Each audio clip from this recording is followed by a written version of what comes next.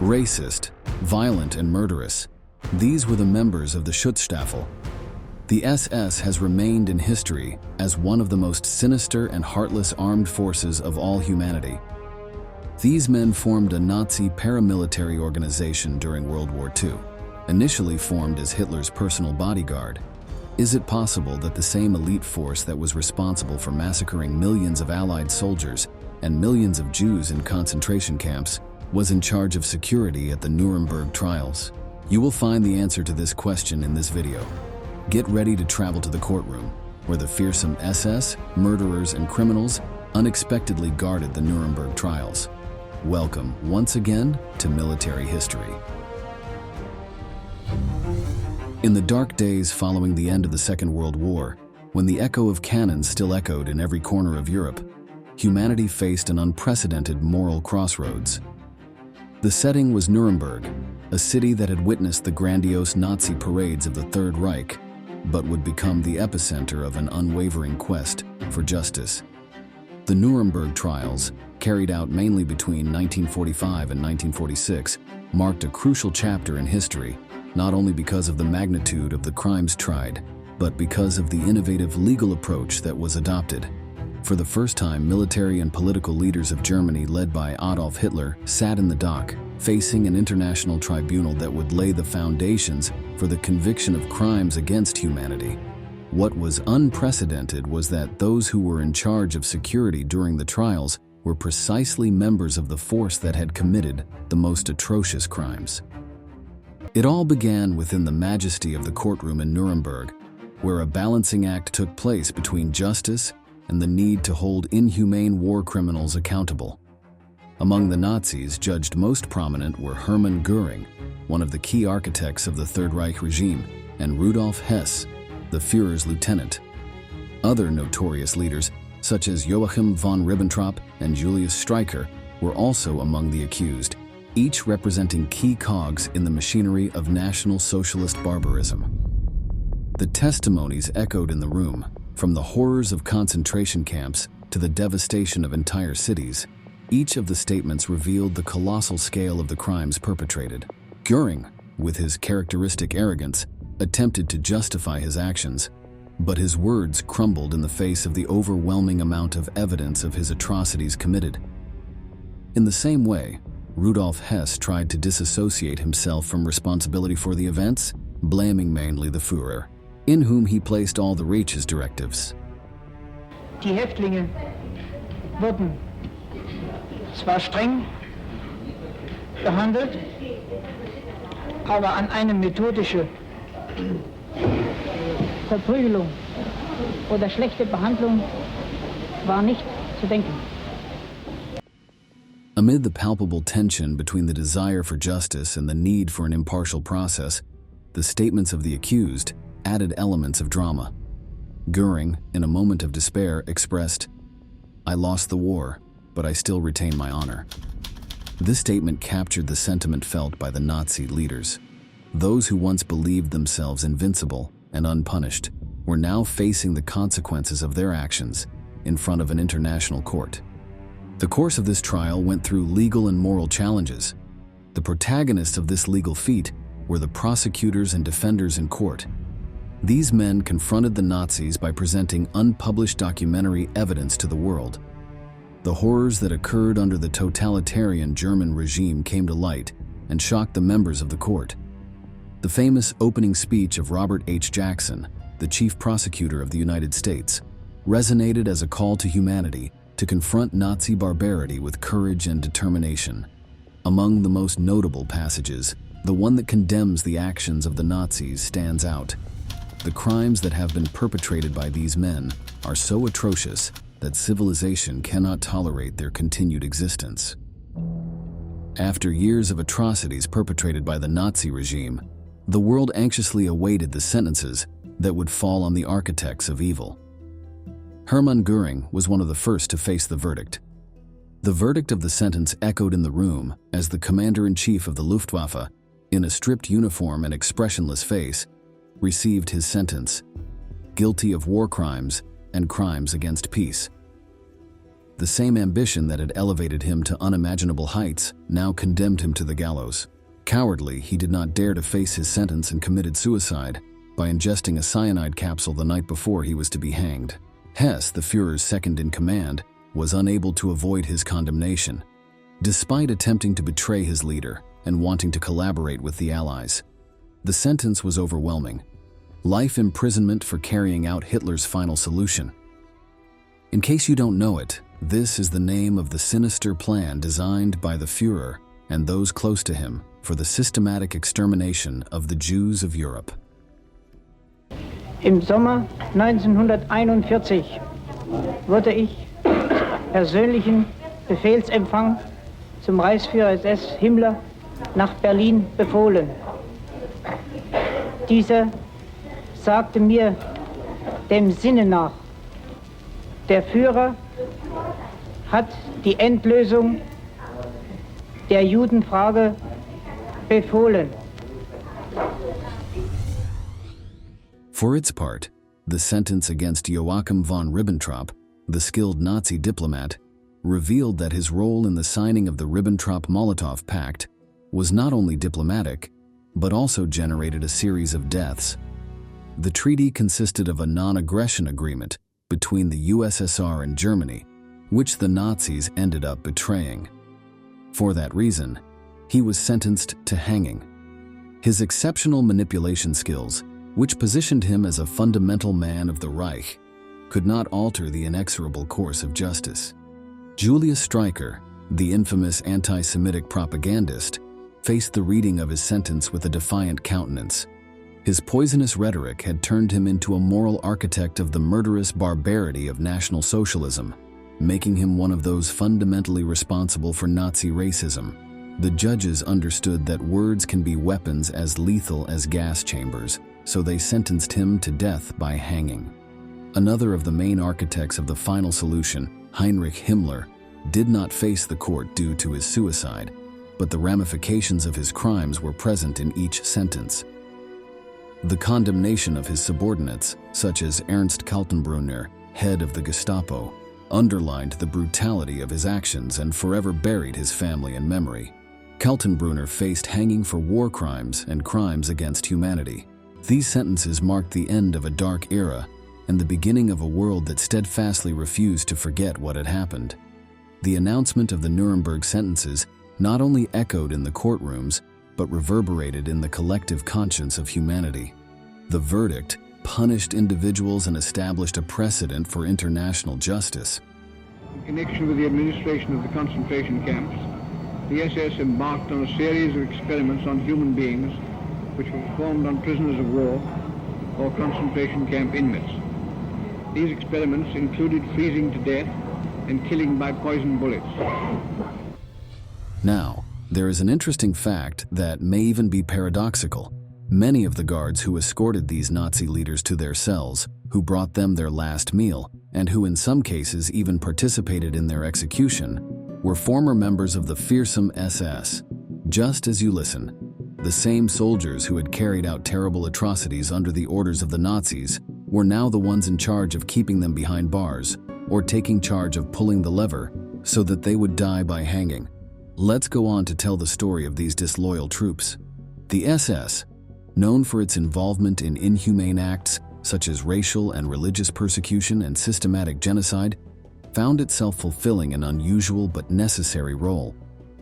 This unexpected twist raises questions about the justice process and the difficult balance between punishment and redemption faced by these soldiers. It is essential to remember that in the post-World War II scenario, differentiating who had voluntarily been a fanatical soldier of Nazism and who had been forced to go unnoticed to survive was an almost impossible task. Although the Allied War Crimes Tribunal banned the Schutzstaffel as an organization, it excluded from its trial those who, far from joining voluntarily, were foreign recruits forced to serve as soldiers. Two specific groups, the Waffen-SS troops of Latvia and Estonia, were surprisingly favored by a system that considered them victims rather than perpetrators.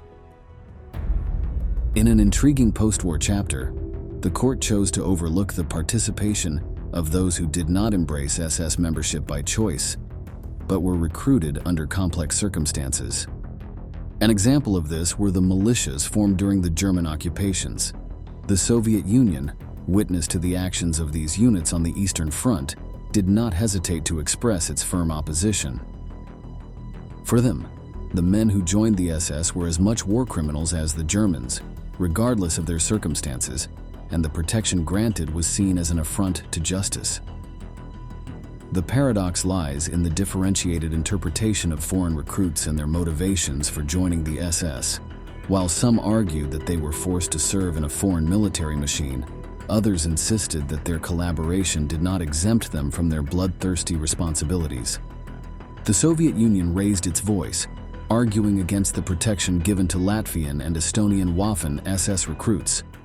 However, the firmness of the Soviet positions was overshadowed by a court vote, which ruled out any dissent. With the magistrate's decision, captured SS recruits in the Baltics found themselves unexpectedly released from prisoner of war camps. However, this privilege created a dilemma of monumental proportions.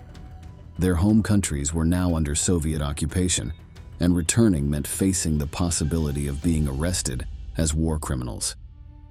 In this geopolitical labyrinth, uncertainty loomed over the question of when the Soviet occupation would come to an end. That was the hope that the former soldiers had. At the same time, another significant obstacle emerged for these individuals.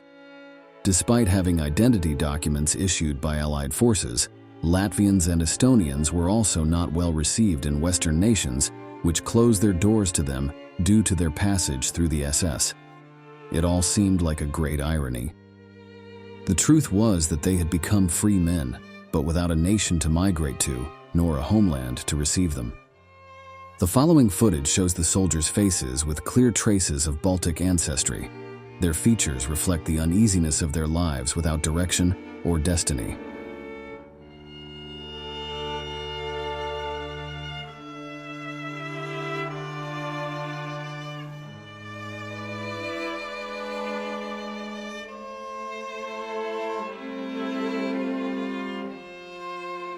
In the desolate post-war scenario, these men found themselves trapped in a limbo with no way out. With their homes under the shadow of Soviet occupation, the idea of returning became increasingly dangerous. So without a clear destination, they made temporary homes in makeshift camps throughout Germany and other Allied nations, escaping tight Soviet control. In the midst of this uncertainty, some of these men decided to take a step forward and explored new job opportunities in search of a better life. Determined, they contacted Allied headquarters in search of work.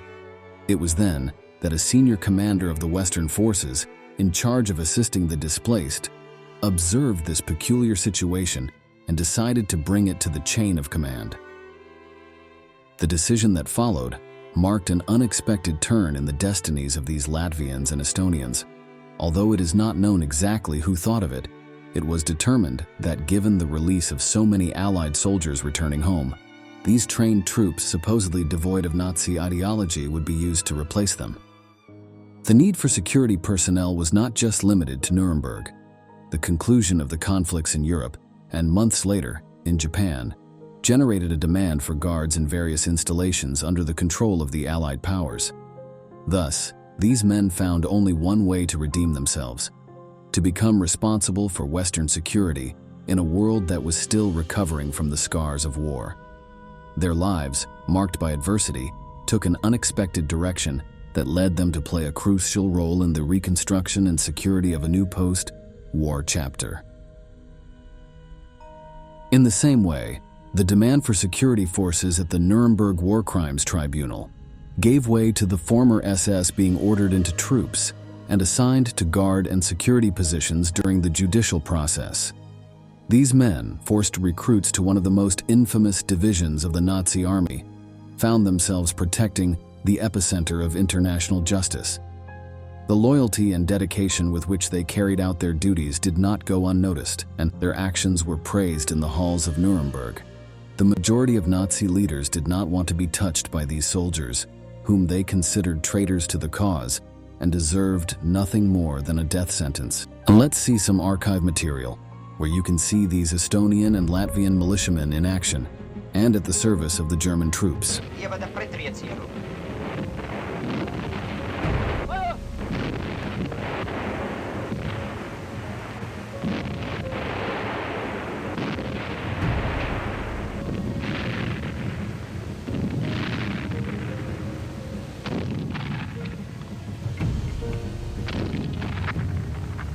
However, when the 1950s arrived and the Allied powers no longer required their services, these men once again found themselves in a conflictive situation. Unable to return to their homes, the soldiers wandered without a homeland until they were finally allowed legal immigration. The benefit included being welcomed by any Allied country they decided to move to, as well as being pardoned for war crimes they had committed. Some of these individuals chose to seek new horizons in English-speaking lands, such as the United States, Great Britain, and Australia, while others chose to stay in Germany, a territory they had occupied as guests since they began serving the SS and later the Allies. Although this seemed to be the happy ending for these soldiers, the shadows of the past emerged with the force of righteous ghosts. Investigations into their activities and responsibilities as Waffen-SS recruits, carried out by authorities in their respective homelands, continued long after their duties with the Allied powers concluded. Against the murky background of history, the truth about the actions of some Estonian soldiers emerged with stark revelations. The conclusion noted that many of these soldiers were directly involved in war crimes in the KlUGA concentration camp, anchored in their own land, Estonia. According to researchers and specialists, the division's Estonian militias executed at least 2,000 prisoners from German camps in the Baltic country.